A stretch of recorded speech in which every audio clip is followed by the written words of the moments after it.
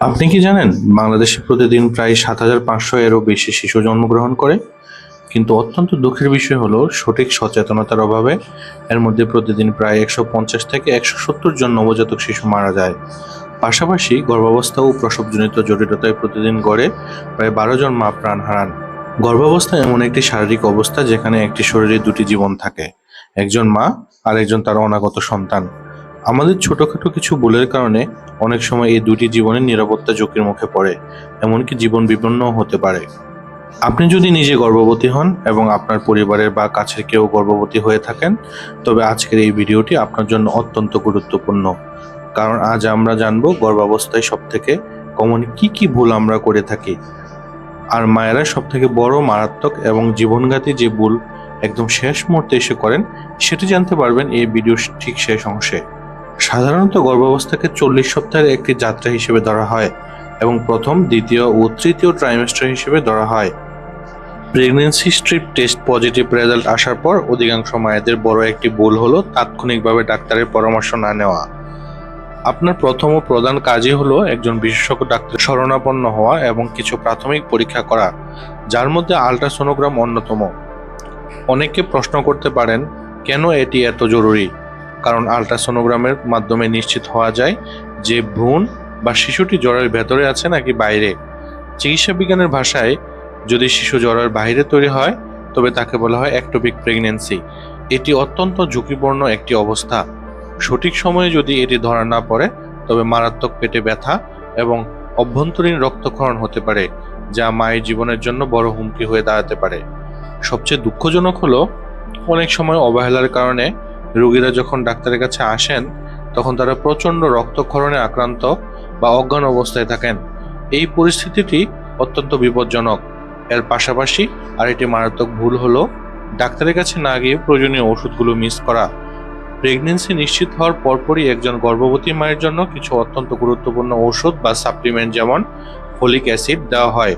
সঠিক সময়ে এই ওষুধের অভাব হলে আপনার অনাগত শিশুটি শারীরিক বা মানসিকভাবে প্রতিবন্ধী পর্যন্ত হতে পারে।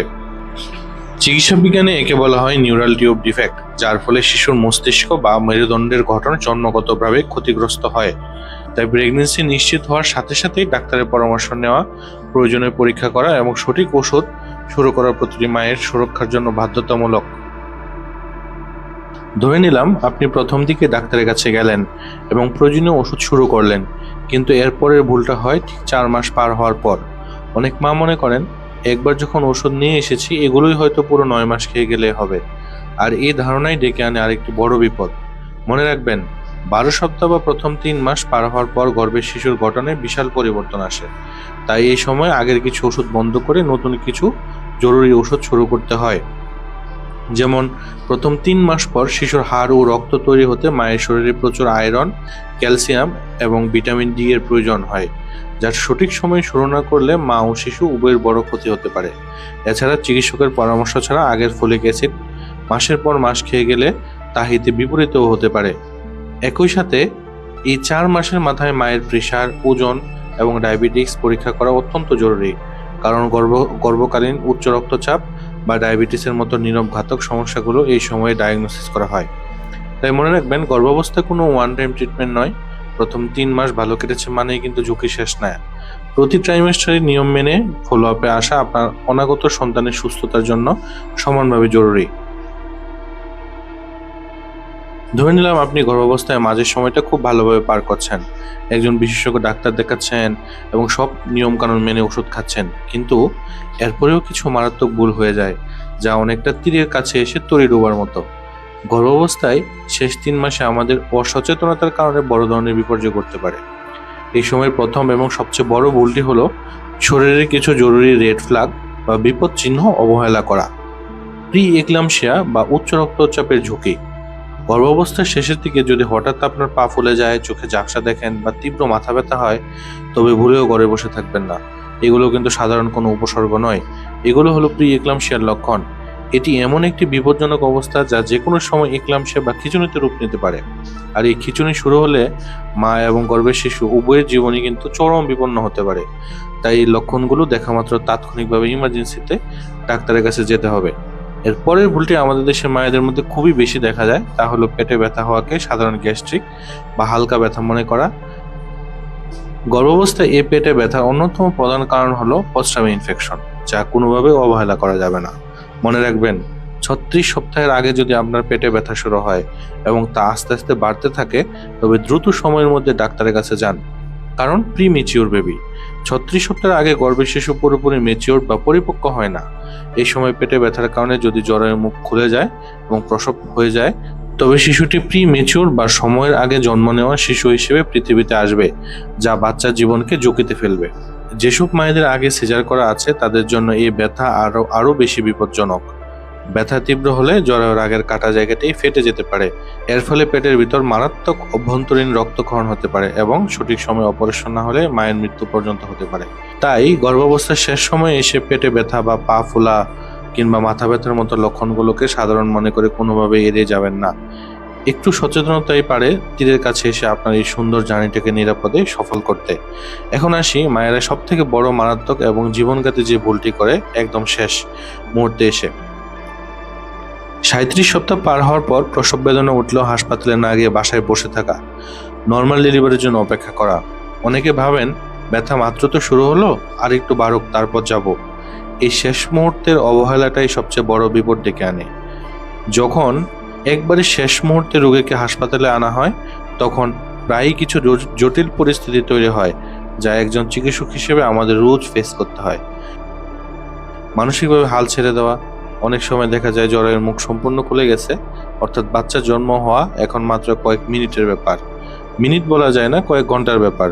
ঠিক সেই মুহূর্তে মায়েরা তীব্র ব্যথার ধৈর্য হারিয়ে ফেলেন। বলেন, আমি আর ব্যথা সহ্য করতে পারছি না, আমাকে এখনই সিজার করে দিন। মনে রাখবেন, জরায়ুর মুখ পরে পুরো খুলে যাওয়ার পর সিজার করা কিন্তু অত্যন্ত ঝুঁকিপূর্ণ এবং জটিল। এপিসিওটমি বা সাইড কাটার যে ভয়, নর্মাল ডেলিভারির সময় বাচ্চার মাথা সহজে বের করার জন্য এবং মায়ের জরায়ুর চারপাশে বেশি ছিঁড়ে যাওয়া রোধ করতে চিকিৎসকরা অনেক সময় সাইড কাটা বা এপিসিওটমি দিয়ে থাকেন। এই নিয়ে রোগীদের পরিবারে অদ্ভুত সব জেদ ধরেন। কেউ বলেন, আমরা সাইড কাটতে দেব না, কিন্তু নর্মাল ডেলিভারি করাতে হবে। আবার কেউ বলেন, সাইড কাটার চেয়ে সিজার করাই ভালো। এই দুটি ধারণাই সম্পূর্ণ ভুল। অবস্ট্রাক্টেড লেবার, যেটা খুবই ডেঞ্জারাস, বাসায় দীর্ঘক্ষণ অনর্থক ব্যথায় ভুগে শেষ মুহূর্তে হাসপাতালে এলে বাচ্চা জরায়ুর রাস্তায় আটকে যায়, যাকে আমরা অবস্ট্রাক্টেড লেবার বলি। এই অবস্থায় বাচ্চার মাথা প্রচণ্ড চাপ পড়ে এবং গর্ভের বাচ্চার দম আটকে যেতে পারে। ইউটেরাইন অ্যাটনি বা পিপিএস, এর ফলে শুরু হয় পিপিএস বা প্রসব পরবর্তী অনিয়ন্ত্রিত রক্তক্ষরণ। আর এই অতিরিক্ত রক্তক্ষরণের কারণেই কিন্তু আমাদের দেশে সবচেয়ে বেশি মা মারা যান। তাই আমার অনুরোধ, 37 সপ্তাহ পার হওয়ার পর প্রসব বেদনা বা পানি ভাঙার লক্ষণ দেখা মাত্র কোনো দেরি না করে সাথে সাথে হাসপাতাল বা দক্ষ চিকিৎসকের শরণাপন্ন হন। লেবার রুমে এসে চিকিৎসকের সিদ্ধান্তের উপর ভরসা রাখুন এবং একজন গর্ভবতী মায়ের কমপক্ষে 4 বার এবং আধুনিক গাইডলাইন অনুযায়ী সম্ভব হলে 8 বার ডাক্তারের কাছে গিয়ে নিয়মিত চেক আপ করানো উচিত। আপনার একটু ধৈর্য এবং সঠিক সময়ে সঠিক সিদ্ধান্তই পারে একটি সুস্থ শিশু এবং একজন সুস্থ মাকে হাসি মুখে বাড়ি ফিরিয়ে দিতে। একটি শিশু জন্ম নেওয়ার পর পুরো পরিবারের সব আনন্দ, সব আয়োজন আর সব ফোকাস গিয়ে পড়ে সে ছোট্ট শিশুটির উপর। কিন্তু এই আনন্দের আড়ালে আমরা প্রায়ই ভুলে যাই সেই মা, যিনি মাত্র একটি নতুন জীবনের জন্ম দিতে গিয়ে নিজের জীবন বাজি রেখেছিলেন। প্রসবের পর হরমোনের মারাত্মক ওঠানামা, শরীরের তীব্র ক্লান্তি এবং রাতের পর রাত জেগে থাকার কারণে একজন মায়ের বিশেষ যত্নের প্রয়োজন হয়।